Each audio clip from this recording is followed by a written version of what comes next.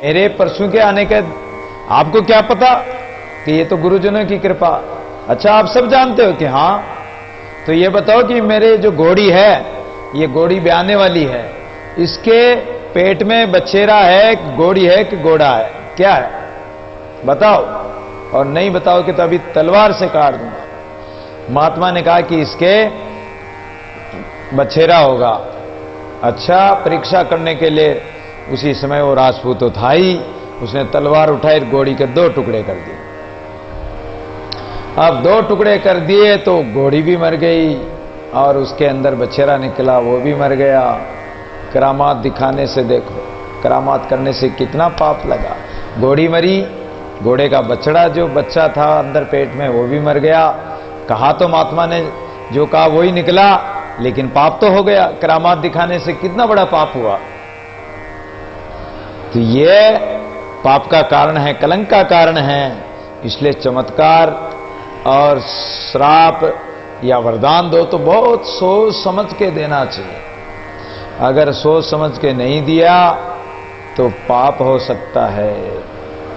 इसलिए संतों के लिए तो ये कलंक माना गया, पतिव्रता धर्म वालों के लिए तो ये कलंक है।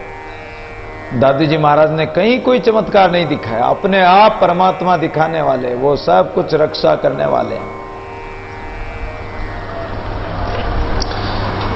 और दूसरी बात है कि पतिव्रत धर्म जो धारण करती है पतिव्रता माताएं, तो वास्तव में ही पतिव्रता में तो इतनी शक्ति होती है कि 6-6 महीने के बालक बना दिए ब्रह्मा विष्णु महेश को।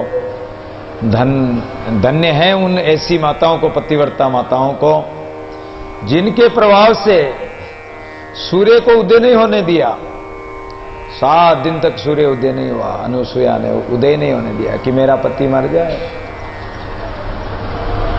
मतलब उसकी एक बहन थी, उसका पति कोढ़ी था, कहीं ले जा रही थी, एक सूली पर महात्मा थे, उसके ठोकर लगी, श्राप दिया कि सूर्य उदय होते ही मर जाएगा। अनुसुईया के पास गए, अनुसुईया ने कह दिया कि सूर्य उदय नहीं होगा, जाओ। अब क्या करें? देवता आ गए, सब इकट्ठे हो गए, बोले कि ये एक बार मरेगा तो सही, लेकिन इसको वापस जीवन दान दे देंगे। तब जाके सूर्य को उदय होने दिया। तो पतिव्रता धर्म में तो ऐसी शक्ति होती। एक कोई दीवान था, उसने विचार किया, उसकी पत्नी रोज कहती है कि पतिदेव मैं पतिव्रता हूं। पतिव्रता कभी कहेगी थोड़ी मैं पतिव्रता हूं, लेकिन वो रोज कहती है दीवान को। दीवान को भी विश्वास हो गया कि भाई हाँ पतिव्रता है। एक दिन राजा भोज के दरबार में एक पीपल का पेड़ था और वो पीपल का पेड़ सूख गया। अब सूख गया तो राजा ने कहा कि अरे ये पीपल का पेड़ अचानक कैसे सूख गया? बोले महाराज ये तो पता नहीं। अब ये हरा कैसे हो? हरा करने के लिए एक ब्राह्मण देवता ने बताया कि अगर किसी पतिव्रता के दूध का छींटा दे दिया जाए तो ये वृक्ष पीपल का जो सूखा पेड़ ये हरा हो सकता है। बोले पतिव्रता को कहां ढूंढें? इतने में दीवान बोल पड़ा कि महाराज मेरे घर वाली पतिव्रता वो रोज मुझे कहती है। अच्छा, तो फिर तो तुम जाके दूध लेके आओ और इस पीपल के पेड़ को हरा करें। रास्ते में जा रहा था, एक भेड़ बकरी चराने वाली एक माई मिल गई। अरे दीवान साहब आज जल्दी कैसे घर पर जा रहे हो? बोले कि आज महाराज ने एक बीड़ा दिया मुझे कि जो पतिव्रता हो उसका दूध लेके आना है। तो मेरे घर वाली रोज कहती कि पतिव्रता हूं, तो इसलिए मैं जा रहा हूं दूध लेने के लिए। तो वो माई बोली कि दीवान साहब कभी परीक्षा की है कि पतिव्रता है या नहीं? बोले परीक्षा तो नहीं की, या वो कहती है, इसकी परीक्षा तो करके देखो। बोले कैसे करूं?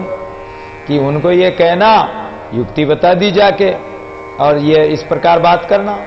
घर पे गया, घर पे जाकर पत्नी को बोला कि तुम पतिव्रता हो? हाँ हाँ, इसमें क्या शक है, पतिव्रता हूं। अच्छा, तो राजा के दरबार में और एक पीपल का वृक्ष है वो सूख गया है और उसका दूध चाहिए। अच्छा, तो जिसके 20 पति हो उसका दूध चाहिए, तब वो हरा हो सकता है। अच्छा, तो जब हरा हो सकता तो ठहरो, 19 तो है और अभी आती हूं, इतना कह के बाहर गई और के अब ले जाओ दूध ले जाओ, 20 पत्ती हो गए। बस इतना कहने की देरी लगी कि दीवान तो उल्टे पैरों ही वापस चला गया और उस माई को बोला कि माई तूने कहा था जो बात सत्य निकली, मैंने परीक्षा की तो बात सत्य है कि पतिव्रता तो कोई विरले ही होती है। बोले कि अब क्या करूं? बोले ये मेरा दूध ले जा और छींटा दे देना। अब वो दूध ले जाके छींटा दिया तो पीपल हरा हो गया, लेकिन एक शाखा सूखी रह गई। एक शाखा सूखी कैसे रह गई? राजा ने कहा, वापस जाके पूछा तो उसने कहा कि मेरे जेठ का बच्चा मेरी गोद में था और उसने पानी पेशाब कर दिया, जिसके कारण मेरा पतिव्रत थोड़ा सा खंडित हो गया, इसके कारण वो हरा नहीं हुआ। अब क्या ले जा?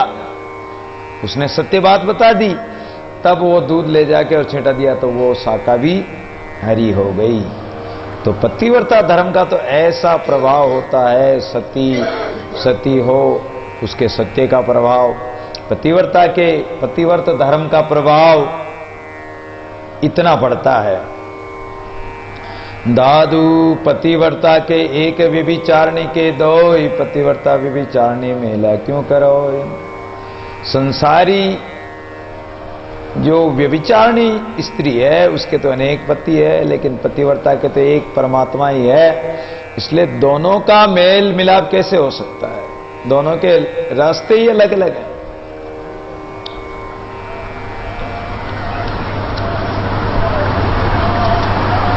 पतिव्रता के एक दूजा नाई आन, व्यभिचारिणी के दो ये परगर एक समान है। पतिव्रता के तो एक परमात्मा पति है और व्यभिचारिणी के तो सारा संसार ही पति है, उसका क्या ठिकाना। दादू पुरुष हमारा एक है, हम नारी बहु अंग, जिस सीताई सो खेले तिसी रंग। संत महापुरुष कहते हैं कि हे जिज्ञासु सुजनो, हमारे तो एक परमात्मा ही भरतार है और हम उसी के स्वरूप में लगे हुए हैं, उसी के रंग में रंगे हुए हैं। दादू रे तारा के बहता दे बाय, बहते संग न जाए रहते सोलियो लाय। इसलिए संसार के प्राणी, संसार के व्यक्ति, वस्तु, पद, पदार्थ सब जानने वाले, उनका क्या संग करना, उनका क्या साथ करना। जो रहने वाले अजर अमर परमात्मा हैं, उन परमात्मा का संग करो, उसको अपने हृदय में रखो। बहता देवाय, जो बहने वाला है संसार है उसको जाने दो। बहते के संग न जाइए, बहने वाले के संग जाना ही नहीं है। जो रहने वाला परमात्मा, उससे अपनी लगन लगाएं। जिन बाजे काऊं कर्म सो दूजे आरंभ जाए, दादुए के मूल गए दूजा दे बहा। इसलिए ऐसा कर्म करो ही मत, दूसरे कर्मों का त्याग कर दो। दादू एक के मूल गए, मूल एक परमात्मा को अपना लो, दूसरा संसार को बहने दो, बहरा जाने दो उसको। बावें देखन दाहिने तन मन सन्मुख राख, दादू निर्मल तत्व गए सत्य शब्द यूं साक है। इसलिए अपनी मन मनसा की वृत्ति को, सुरती को इधर उधर दिखाना ही नहीं, देखना ही नहीं, डुलाना ही नहीं। ना इधर संसार में देखना है, ना विषय विकारों में जाना है। बावें देखन दाहिने, ना इधर देखना ना इधर देखना। एक सीधा राजमार्ग है परमात्मा का, तो अपने तन मन को परमात्मा के सन्मुख करके और अपने मन को निर्मल बना के उस निर्मल तत्व, परम तत्व परमात्मा जो सत्य स्वरूप है, उस परमात्मा में लग जाना है, उसमें स्थिर हो जाना है। दादू दूजा ने नंदे के श्रवण सुने न जाय, जीवा आनंद बोले अंगन और स्वाय। इसलिए अपने नेत्रों से परमात्मा के अलावा किसी को देखो ही नहीं, कानों से परमात्मा के कथा सत्संग कीर्तन के अलावा किसी को सुनो ही मत, और जिब्या के द्वारा परमात्मा के नाम के अलावा और कुछ बोलो ही मत। राम राम के अलावा बोलना ही नहीं है। बोलो तो राम ही बोल, नात्र बदन कपाटन खोल, अपने मुख खोलो ही मत। पूरण काम सदा सुख धाम निरंजन राम सु सृजन हारो सेवक होए रहो सब को नित कीटई कुंजर देत आहारो भंजन है दुख दरिद्र निवारण चिंत करे पुण्य साज संवारो ऐसो प्रभु तज आन उपासत सुंदर है तीन को मुख कारो। सुंदरदास जी महाराज कहते हैं कि परमात्मा को त्याग के ऐसा कौन अभाग्य होगा जो परमात्मा को छोड़कर अन्य में अपनी वर्ती लगाएगा। और अगर परमात्मा को छोड़कर अन्य की उपासना करेगा कोई भी, तो सुंदरदास जी कहते हैं कि तिनका मुख काला, उसका मुख तो काला ही होगा, काल के द्वारा उसका मुख काला हो जाएगा, काल खा जाएगा। चरणों अनत न जाए सब उल्टा माई समाए उलट पुटा में दादू रंगलियो लाए। परमात्मा के चरण कमलों को छोड़कर अन्यत्र कहीं नहीं जाना। अरे संसार में जाते हो, संसार से उलटकर परमात्मा में लीन हो जाओ, उसी में अपनी वृत्ति को लगा दो। उलट पुटा में दादू रंगलियो लाए। अपने आत्म स्वरूप जो अंतःकरण में विराजमान परमात्मा है, संसार से उलटकर अपने अंतःकरण में ही अपनी लगन को लगाओ। दादू दूजे अंतर होते जनिया ने मन माए तैले मन को राके जे कुछ दूजा नाए। इसलिए अपने अंतर्गत परमात्मा विराजमान है, उस मन में संसार को घुसने ही मत दो। टहले मन को राके जिस जगह वो विराजमान है उसी जगह परमात्मा को अपना लो। जह कुछ दूजा ना आए, वहां दूसरा और कोई भी नहीं है।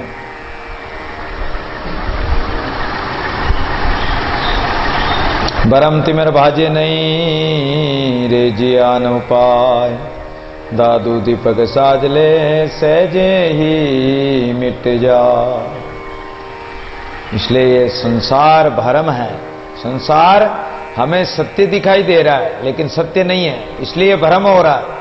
जैसे मृग तृष्णा का जल दिखता है लेकिन वो सत्य नहीं है, वो झूठा जल है। उसी प्रकार ये संसार में हमें सुख, हमें आनंद, हमें संसार में अच्छा लगता है, संसार सत्य प्रतीत होता है, लेकिन ये झूठा भ्रम है आपका। इस अज्ञान रूपी भ्रम को मिटा दो। और ये ज्ञान रूपी भ्रम कैसे मिटेगा कि अंधेरा अगर आपके घर में है तो दीपक जोड़ना पड़ेगा, दीपक जलाना पड़ेगा। दीपक जला दिया तो अंधेरा सहज ही मिट जाएगा। ऐसे ही हमारे अंतःकरण में ज्ञान का दीपक, गुरु ज्ञान का जो दीपक जलाएंगे तो ये भ्रम तिमर जो अंधेरा है ज्ञानता का, यह विद्या का अंधेरा नष्ट हो जाएगा और ज्ञान का प्रकाश हो जाएगा। दादू सो वेदन नहीं बावरे आन किए जे जाए सब दुख भंजन साया ताई सो ल्योला। अरे जिस परमात्मा के लिए तुमने कभी विरह पूर्वक परमात्मा को पुकारा ही नहीं, तुम्हारे हृदय में वो शब्द बाण लगे ही नहीं, वो वेदना हुई नहीं, वो विरह प्रकट हुआ ही नहीं, तो अरे बावरे, जब तक विरह प्रेम की लहर नहीं उठेगी तब तक अन्य उपायों से परमात्मा मिलने वाला नहीं है। और अगर तुम्हारे हृदय में थोड़ा सा भी दर्द है विरह का, कोई दुख दर्द है, तो उसको मिटेंगे तो परमात्मा के नाम से ही मिट सकता है। सब दुख भंजन साइया, वो परमात्मा, वो अलख निरंजन सब दुख भंजन है, वो सब दुख का भंजनहार है वो परमात्मा। राम चरण तजिए नहीं भजे बारंबार है। दुख दरिया संसार है, सुख का सागर राम, सुख सागर चले जाए दादू तजबे काम। तो सब दुख भंजन साइया ताई सोलियो लाई, उस परमात्मा से अपनी लगन लगाएं। दादू औषधि मूली कुछ नहीं, ये सब झूठी बात। जे औषधि जीवे तो काहे को मर जात है। कोई बीमार होता तो वेद के पास जाते हैं, वो दवाई देता, औषधि दवाई मूली आदि इत्यादि देता है। डॉक्टर के पास जाते हैं, वो भी दवाई गोली वगैरह इंजेक्शन वगैरह लगाता है। और हम औषधि दवा इसलिए करते हैं कि हम मरे नहीं, हम जिंदा रहें। और डॉक्टर तुम्हें कहता है कि ये दवाई लो तुम अब मरोगे नहीं। लेकिन क्या लोग दवाई लेने से, औषधि खाने से अमर हो जाते हैं? नहीं होते हैं, आखिर मरते हैं। और अगर औषधि से, दवाई से ही अमर हो जाए, कोई कोई ऐसी औषधियां होती हैं, ऐसी दवाइयां होती है जिसके प्रभाव से व्यक्ति कई दिनों तक जीवित रह सकता है, लेकिन अमर तो नहीं होगा।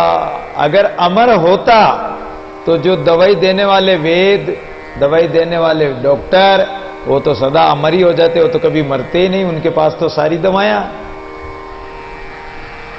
औषधि मूली से कोई अमर नहीं हुआ आज दिन तक, सबको मरना पड़ा। इसलिए कोई इस भूल में ना रहे कि हम तो औषधि खा लेंगे, इलाज करा लेंगे, मरेंगे ही नहीं। ऐसा कुछ भी नहीं है, सबको मरना, चाहे कितनी दवाई खाओ, कितना ही कुछ करो, आखिर श्वास खत्म हो गए, आप कुछ नहीं कर पाओगे। श्वास गिनती के हैं। एक बादशाह था, एक महात्मा चले गए। अब महात्मा चले गए तो महात्मा ने कहा कि अरे बादशाह, अल्लाह की बंदगी किया करो, भजन किया करो, कुछ दान पुण्य परोपकार किया करो, आपका भला होगा, लोक परलोक सुधरेगा, आपको काल नहीं खाएगा, आप काल के जाल से बच जाओगे, संकट नहीं आएगा और पुण्य